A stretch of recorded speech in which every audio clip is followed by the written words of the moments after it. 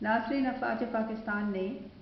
Lethal operations यानी कि anti terror operation इंतहाई कामयाबी से किया। प्रिसीजन स्ट्राइक कैपेबिलिटी उनके अंदर है। हमने देखा जब हिंदुस्तान ने अपने तैयारे भेजे, मार गिराए, उनका पायलट गिरा दिया। हमने मिसाइल लॉन्चर्स की रिसर्च एंड डेवलपमेंट की और मिसाइल बहुत कामयाबी से लॉन्च किए। लेकिन अब अफ़वाज पाकिस्तान को जिस नॉन लीथल इंफॉर्मेशन वॉरफेयर का सामना है, उसके बीच में कामयाबी हासिल करने की उन्हें ज़रूरत है, और हम देखते हैं कि वो कितनी कामयाबी हासिल करते हैं। ये इंफॉर्मेशन वॉरफेयर ऐसा है जैसे कि ट्रोजन हॉर्स हो, क्योंकि ये हथियार आपके दुश्मन के हाथ में नहीं है, ये पाकिस्तान के अंदर नस्ब है और काम कर रहा है पाकिस्तान के दुश्मन के लिए। इसको कहते हैं इंफॉर्मेशन वॉरफेयर। ट्रोजन हॉर्स की कहानी आपने सुनी होगी, जिसमें यूनान ने एक जंग को जीतने के लिए एक बहुत बड़ा घोड़ा भेजा, लकड़ी का, जाइगेंटिक, और वहाँ के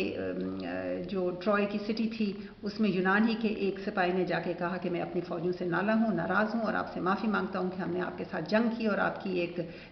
देवी है उसको ये तोहफ़ा देने के लिए मैं बहुत बड़ा घोड़ा बना के लेके आया हूँ। तो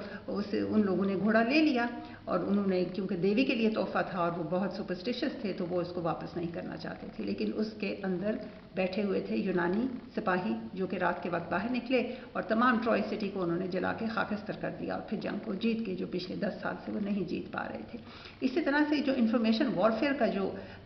हथियार दुश्मन के हाथ में है, वो पाकिस्तान के अंदर एक ऐसा नैरेटिव बिल्ड कर रहे हैं जिस नैरेटिव के ज़रिए पाकिस्तान की अफवाज ज़िच हो रही है,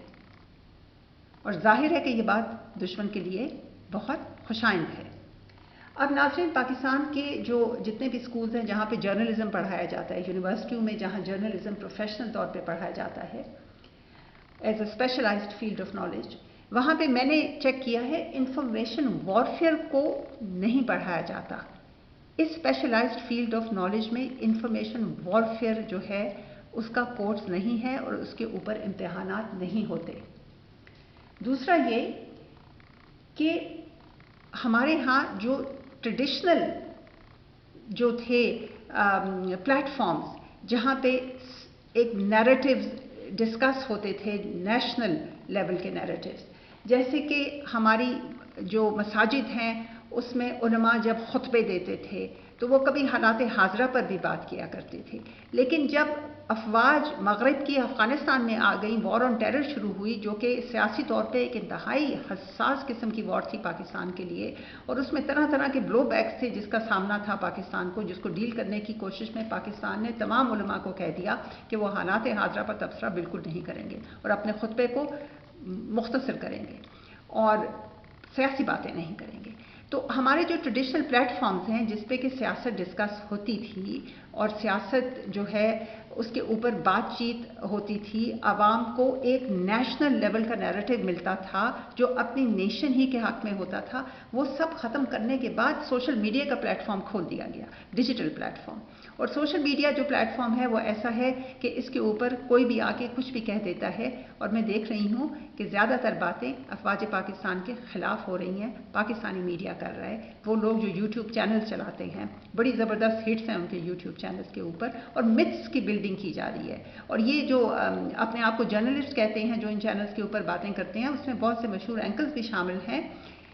वहाँ वो एनालिसिस आपको नहीं देते, वो प्रोपेगेंडा कर रहे होते हैं, और वो प्रोपेगेंडा ऐसा है जिसमें पाकिस्तान के इंस्टीट्यूशंस, ख़ास तौर पे पाकिस्तान की फ़ौज को हदफ बनाया जा रहा है। अब नाज़रीन, इस इंफॉर्मेशन वॉरफेयर को किस तरह डेवलप किया जाता है? इसको जो हमारे जो कौमी मसाइल हैं और उन कौमी मसाइल के लिए जो हमें हल चाहिए, ये इंफॉर्मेशन वॉरफेयर, ये प्रोपेगेंडा वॉर जो है अफवाज पाकिस्तान के ख़िलाफ़ जो है, ये उन कौमी मसाइल ही को टैकल करने के ज़रिए पेशरफ्त कर रही है, और उस टैकलिंग में वो एक जवाब मुहैया करने की कोशिश करती हैं कि हमारा ये मसला है तो इस मसले का हल ये है, मगर वो मसले का हल नहीं होता। असल में वो हमारी अफवाज के ख़िलाफ़ एक प्रोपेगेंडा है जो कि दुश्मन मुल्क की तरफ से किया जा रहा है। मैंने अपने पिछले व्लॉग में आपको बताया था किस तरह अमेरिका की CIA और हिंदुस्तान की रॉ मिल के पाकिस्तान को पोलराइज कर रही हैं। मैंने आपको बताया था कि किस तरह پیناما لیکس کے ذریعے نواز شریف کو فارغ کیا گیا، تو پیناما لیکس اور موزیک فونسیکا کے اوپر پاکستان کی افواج کی کوئی بات نہیں چلتی۔ کس طرح طاہر القادری کینیڈا سے آئے، کینیڈا امریکہ کی ریاست کے ساتھ منسلک ایک ملک ہے، اور وہاں پہ بھی پاکستان کے GHQ کا کوئی عمل دخل نہیں ہے، کوئی زور نہیں ہے۔ اور پھر میں نے آپ کو بتایا کہ کس طریقے سے طاہر القادری نے 62-63 پہ لوگوں کو ایجوکیشن دینی شروع کی جلسہ عام میں، اور عمران خان نے بھنگڑے ڈالنے شروع کیے اور نواز شریف فارغ ہو گیا۔ اور میں نے آپ سے پچھلے ویلاگ میں بتایا تھا کہ اس سے پہلے میمو گیٹ اسکینڈل ہوا، سول ملٹری ریلیشنز کو بار بار ہٹ کرنے کی کوشش کی گئی تاکہ دراڑ پڑ جائے سول ملٹری ریلیشنز کے بیچ میں، میمو گیٹ کے ذریعے وہ ڈالی گئی۔ پھر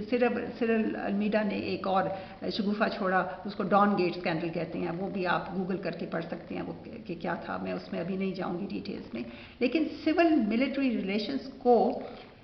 نشانہ ہدف بنانے کے بعد اب جو سیکنڈ فیز انفارمیشن وارفیئر میں آیا ہے پاکستان میں، وہ ہے پاکستان کی افواج کو ہر طریقے سے